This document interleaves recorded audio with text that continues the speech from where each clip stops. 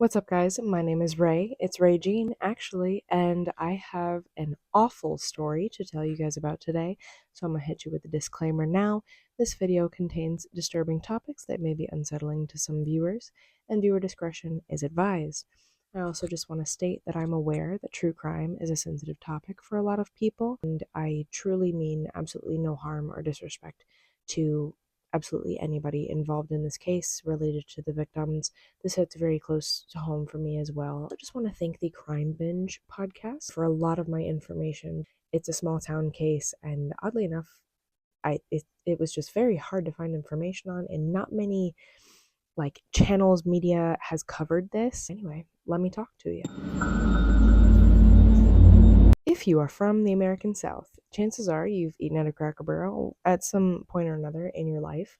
Or if you're not Southern, then maybe you were on a road trip and had a hankering for some chicken fried steak or something or other. If you are unfamiliar, Cracker Barrel is described as an American comfort food restaurant. It's Southern food, like biscuits and gravy and such, but it's also an old country store. They sell knickknacks and various cute country things. I'm particularly fond of the vintage candy they sell. It's a whole experience, it's a whole vibe, and myself being from Florida, I've eaten at Cracker Barrel numerous times in my life, and I apologize in advance. The subject of Cracker Barrel is going to wrestle the Southern out of me. It's already happening, so please bear with me. Being that I am from Florida, we had regular breakfasts every Sunday for the majority of my childhood, and it was after one of these breakfasts that I was informed of something less than savory about the location that we had been eating at for years. My dad and I were outside waiting by our vehicle, waiting for my mom to finish up. I think she was shopping for something inside, and he waved me over to this tree in the corner of the parking lot. And when I walked over to meet him, he pointed at this plaque at the base of the tree, and he just says 3 people were killed inside the restaurant. Understandably concerned and confused, 12-year-old me was like, what happened here? And I've been wondering about this case for a very long time, and I just really wanted to share it with you. On Wednesday, November 15th, 1995, in Naples, Florida, just off of I-75/Alligator Alley at 3845 Tollgate Boulevard, 21-year-old Jason Wiggins had worked overnight to clean the restaurant, and in the early morning, his assistant manager, Dorothy Siddle, arrived around 4:30 a.m., with Vicky Smith arriving about 10 minutes later. Vicky worked as a cook in the restaurant. They were there to start prep for the doors to open at 7. Unfortunately, none of them would make it to breakfast service that morning. When the next employee, Donna Howell, arrived just after 5 a.m., she pressed the buzzer for her manager to let her in the way Dorothy did every day. But this time Dorothy didn't answer, and after 15 minutes of buzzing, she knew something was wrong because Dorothy's car was in the parking lot. And as more employees started showing up, Donna sent one of them to a nearby gas station to phone the police. It was the 90s, cell phones were around, but they weren't as common. While the employee was at the gas station, another employee who had a cell phone arrived, and they used the phone to call the store, but unfortunately nobody answered. The police arrived around 5:21 a.m., entering via breaking a window in the front of the restaurant.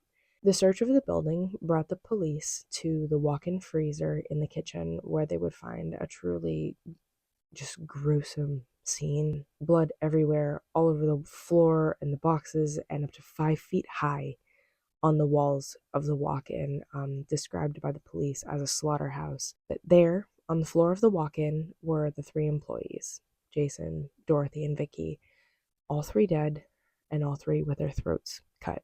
Vicky and Jason had electrical tape around one wrist, appearing to have been able to free the other. Dorothy had her hands tied behind her back with the same tape, and upon further searching, police discovered a bloody trail of footprints, which led them to the restaurant's office. And once inside the office, they found the safe to be open with money and plastic containers scattered around it.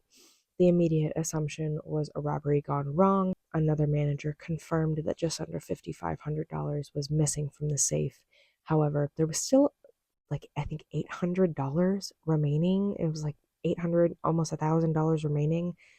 In my personal opinion, 3 human lives are not worth $5,500, but what do I know? I don't do crime, and paired with the fact that the victims still had their belongings on them, like jewelry and valuables and wallets. It make it make sense. Why wouldn't a robber take anything or take everything? Anyway, upon searching behind the restaurant, the police found more bloody footsteps trailing off into a field, into a service road where presumably a getaway car would have been waiting for them. In some foliage, they found a bloody buck knife with the case and bloody gloves.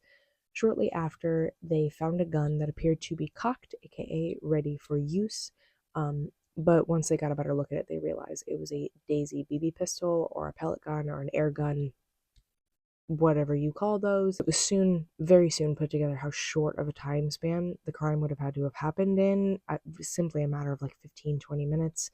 Because if you think about it, Vicky got there at like 20 to 5, and Donna showed up just shortly after 5, so incredibly quickly. And this is why police almost immediately leaned toward it being two perpetrators, even though there was only one set of footprints leading out of the building. There was also no forced entry to be found. Remember, the police had to break in through a window in the front, and this would make it appear as though the victims knew their attackers or they had slipped in between employees. Other employees of the restaurant stated that it was ingrained in their training not to resist robbers or burglars and to just let them take the money and do what they want to do so they can stay safe. And just personally working in retail, that's something that's very much taught to us as well. Your human life is worth more than the inventory or the money.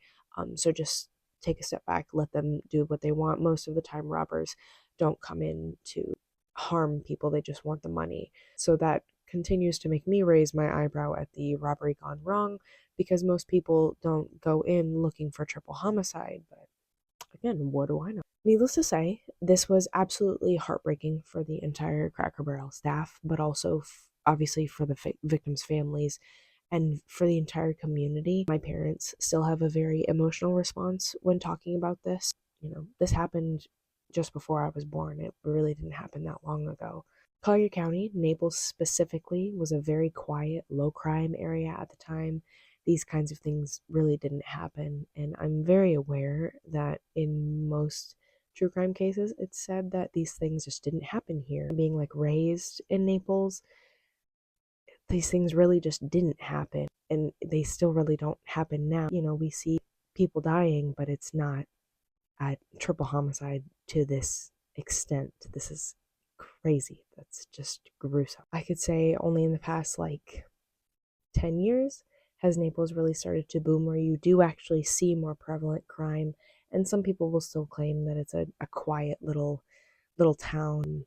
I disagree, but I know what I see. Naples had actually been coming off of essentially being like the transport area for drugs in the 70s and 80s, since the city is the gateway to the Everglades National Swamp and just 2 hours across Alligator Alley from Miami. Alligator Alley is eastbound I-75. If you did not know, I've heard people claim that it's I-95. I've heard people claim that it's various other roads in Florida and or any road in Florida. It's I-75 East. Thank you very much. Drugs brought crime, but something like this appearing to be completely random and not drug related hadn't happened in almost 10 years. And as previously mentioned, Naples is just across the state from Miami, not much farther from Key West. I-75 goes north all the way up to Georgia. All this being said, the perpetrators could have gone very far, very quickly. And it was around 6:30 p.m. the night of the 15th that the bodies were finally removed from the freezer. This was done to preserve evidence on the part of Collier County's medical examiner at the time, Manfred Borges. I think is his last name, Borges. If I butchered that, I apologize. However, the bodies, since they had been in a freezer for nearly 12 hours, did need to thaw out before that an autopsy could take place. If you don't want to hear autopsy details, skip forward like 2 minutes. I'm not going to go into great detail, but it's gnarly. He confirmed that the deaths were a homicide caused by a sharp force injury to the neck on all 3 of them. He concluded that Dorothy's death required 3 passes with a knife, and she was nearly decapitated. Can we just... That's awful. I'm trying not to get emotional, but that's just awful. You know, these three people were just doing their job. They were just showing up to go to work. They didn't deserve this. Nobody ever deserves this, and it hurts my heart being somebody that goes to work every day. It's, you know, nobody deserves that at all ever. Now my face is wet. He also discovered that Jason had received two wounds, both to the neck, the first one being a stab wound, the other a slice across his voice box. Once the autopsies had been concluded, it was almost a given that the weapon in this crime was the buck knife found outside of the building. It was the right density and had the strength to cause this kind of damage to a human body. However, unfortunately, because it was the 90s, police were not able to do forensic testing to absolutely confirm the blood residue on the knife to have belonged to any specific person. Forensic testing at the time just was not what it is now. And on a positive note, whether this can be seen as a positive or not, I love the way Cracker Barrel Corporate reacted in this scenario. If I'm wrong, if you happen to know about this case and I'm incorrect about this, please correct me. But their headquarters closed the restaurant for as long as investigators needed it, and they also allowed the employees to still be paid while not being able to work at their location, which they've been through enough. Amazing. We love. According to people that I've spoken to here, and according to my family, the restaurant was closed for over a year, I believe. Cracker Barrel HQ also allowed investigators to search the records of previous and current employees in case this crime had been committed by someone who had been or was currently an employee of the country store. This is foreshadowing, my friends. When it comes to suspects, my understanding is that there were not many. Two names continued to come up as police interviewed employees, and those two names would be Brandy B. Jennings and Charles J. Graves. Jennings had been a grill cook for just shy of a year, and Graves worked as a dishwasher. You could consider the pair to be close, considering they were roommates, and they had been friends for a few years at this time. Both had quit their jobs about 2 months prior to the murders taking place. Jennings wanted a promotion, but he wanted to be promoted to be a server, but he had been known to corporate to have kind of a bad temper and not the best attitude, so they decided not to train him for the position. And he had also just finished serving probation for an armed robbery charge. 5-star human being. People make mistakes, but 5-star human being, as we'll come to find out.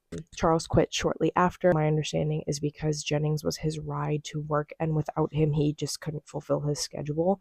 After leaving Cracker Barrel, the two did struggle to find work, with Jennings falling behind on his rent and truck payments. After further questioning about Graves and Jennings, it became abundantly clear that Jennings had a great disdain for Dorothy Siddle, the manager. One of Dorothy's duties as manager was to provide the employee performance reviews for grill cooks, and Jennings was under the impression that it was a bad review from Dorothy that kept him from getting the promotion that he so desperately wanted. He has been quoted several times by his coworkers saying, quote, "I can't stand that. I hate her. I even hate the sound of her voice," end quote. He might have a little bit of a grudge. I don't know. Maybe. I don't know. Maybe. Chief Charles Roberts was quoted as saying, quote, "It was like peeling an onion. Every layer we peeled back made us more certain these were the folks we should be focused on," end quote.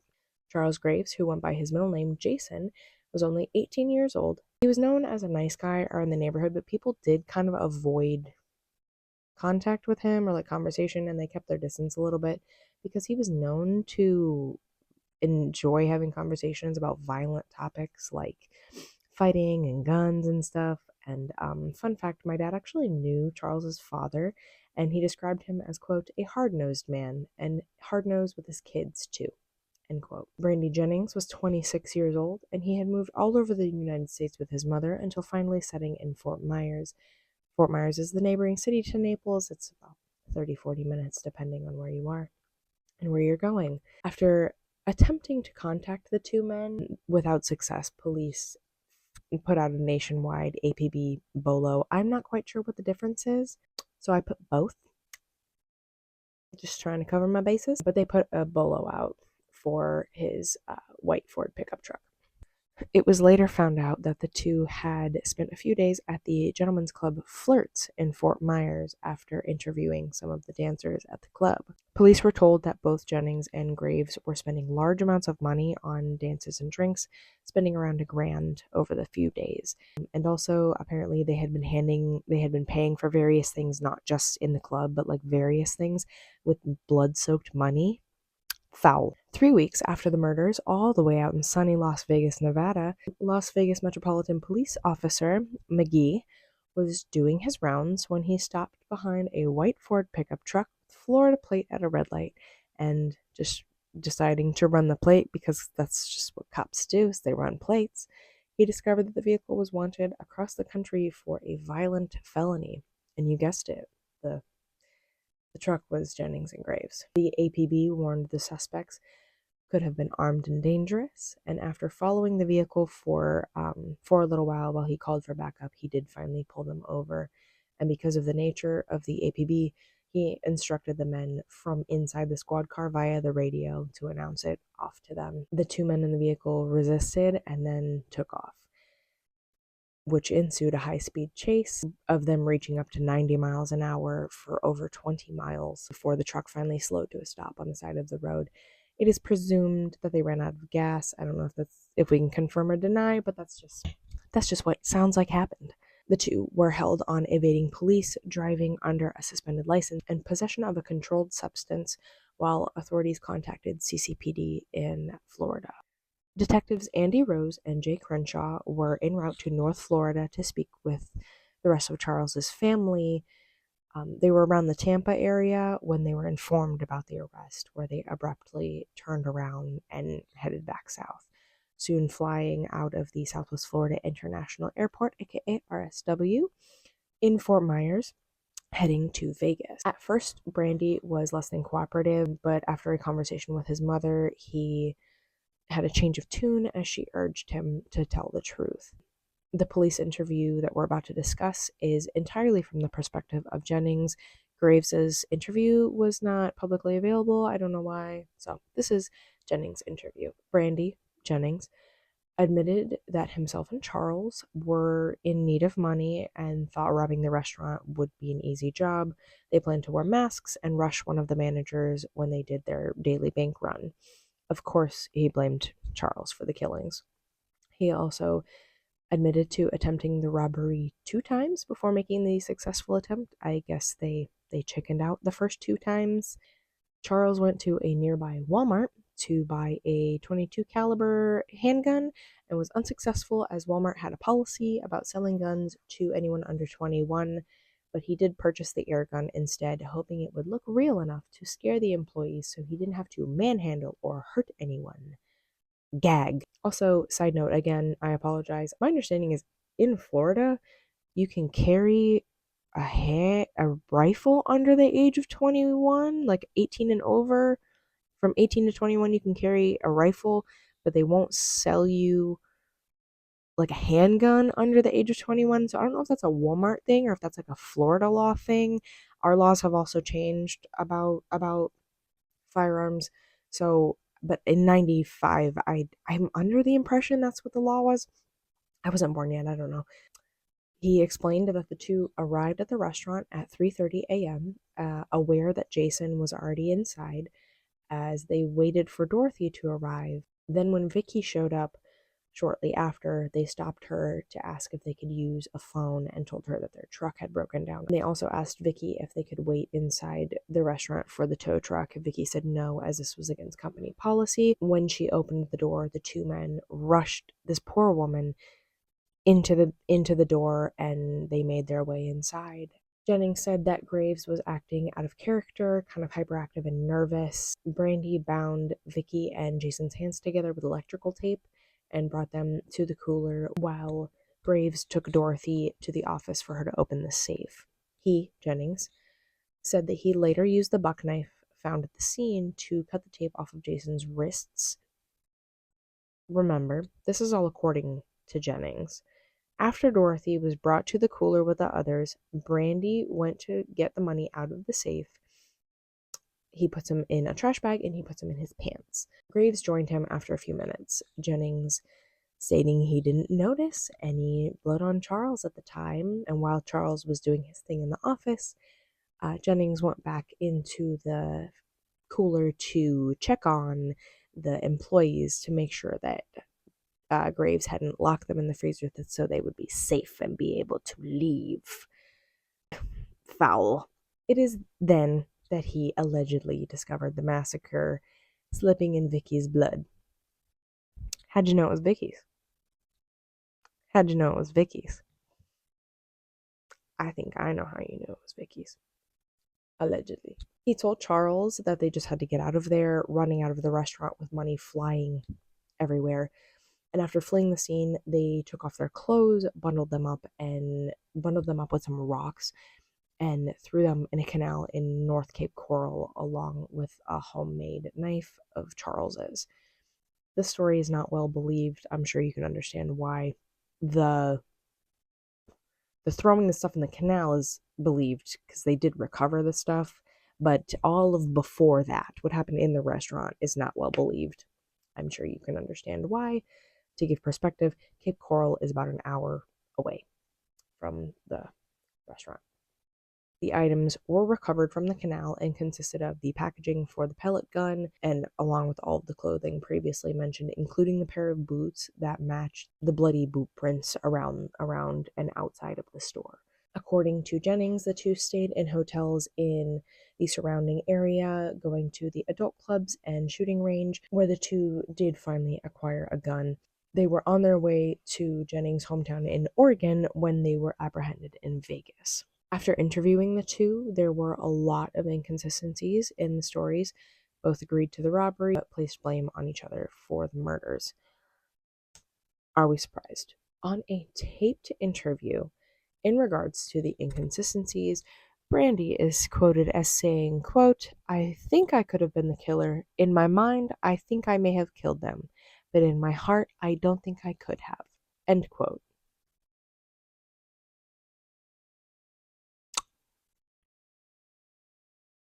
He made another very similar statement the following day in an untaped interview, essentially admitting to the murders. Both Jennings and Graves pleaded not guilty at the trial. Again, are we surprised? Something that's quite telling is the testimony of Jennings' friend Angela Cheney, who had said she saw him shortly before the murders, like in the weeks before the murders. She had seen him with some other friends, and the conversation of money came up, and he proceeded to say, quote, "If I ever needed money, I could just rob someone or somewhere," end quote. Angela rebutted with, quote, "That's stupid. What if you get caught, end quote. And Brandy replied with, "Not if you don't leave any witnesses," while making a throat-cutting motion with his finger. I don't know about y'all, but I definitely think he is an innocent man. That's sarcasm if you couldn't pick up on that. He a liar. Brandy asked for the Las Vegas interviews to be thrown out because he was interrogated by the police after allegedly asking for a lawyer. However, in a taped interview, he was read his Miranda rights, where he proceeded to answer police questions and continued to talk about the case. Needless to say, this request was denied. The two were prosecuted separately, and the trials were moved to Pinellas County. That's the St. Petersburg area, if you're unfamiliar. They moved them due to how profile the case had become in Naples. Even though they had two separate trials, police were able to use all the information in the case for both trials because they had confirmed that the crime had been committed together. Now, Florida is a death penalty state. However, to allow more time for the prosecutors, they actually waived the death penalty for Charles Graves. So regardless of the verdict, he could not be given the death penalty. He was charged with 3 counts of first-degree murder and 1 count of robbery, which came with 3 terms of life imprisonment, 1 for each life that was taken, plus 15 years. The charges were the same for his partner in crime. However, on December 12th, 1996, he was given the death penalty plus 15 years. It was almost unanimously decided that Brandy was the one who actually committed the murder. Both of them appealed their convictions very soon after the trial, both of which were denied, thankfully. And Jennings has filed appeals multiple times, the most recent one being in December of 2022, and he still sits on death row 28 years later, and he's actually at the same prison Ted Bundy was executed at. It's the Stark prison in north central Florida. I've driven past there too many times to be comfortable thinking about that, honestly. And that is the end of our case today. That's the end of the crime portion of the story. Now, I don't plan on making this entire channel true crime related. If a case piques my interest, I'm going to talk about it. I've been planning on making this video to be my first big project in a while, and obviously it's very close to home for me, so I've just really wanted to talk about it. And what I do want to talk about more on this channel is some paranormal and spooky goings on, because with death does come hauntings. So, as one would expect, the Cracker Barrel location is said to be quite haunted, with people claiming to see the freezer door open when it was left closed and vice versa, so just opening and closing. It's mainly employees as well that have these experiences, because it's usually before the restaurant opens or after it's closed. Freezer lights have been said to dim, flicker, or even just go out completely while they're inside the cooler, with a few employees also having claimed that while they're inside, it is like somebody's holding the door shut and they can't get out. No thank you. Terrifying. Bricks. I'm good. The women's bathroom is also said to have a toilet constantly flushing until the employees went in to check on it, just for it to stop altogether, paired with like blasts of cold air and just a general feeling of uneasiness, like you're being watched all the time. Now, this, I remember in my childhood, prior to finding out of all the grisly things that happened in the cooler, I remember being in their bathroom and being creeped the hell out and just feeling like somebody was like watching me. Not pleasant. Not pleasant. The dining room is also famous for items to move around over the course of the night, so like sugar packets scattering everywhere and newspapers being strewn everywhere. And that, y'all, is all I have for you today. I hope you enjoyed this video. As I mentioned before, I want to make this channel more spooky oriented, with paranormal content, some alternative culture, and even some wrestling every once in a while. My next 2 videos will be wrestling related, and the next one will be paranormal. So if you're interested in that kind of thing, please consider subscribing. I hope you have a wonderful rest of your day, night, evening, whatever. It's 2:45 a.m. I'm gonna try to go to sleep. Bye.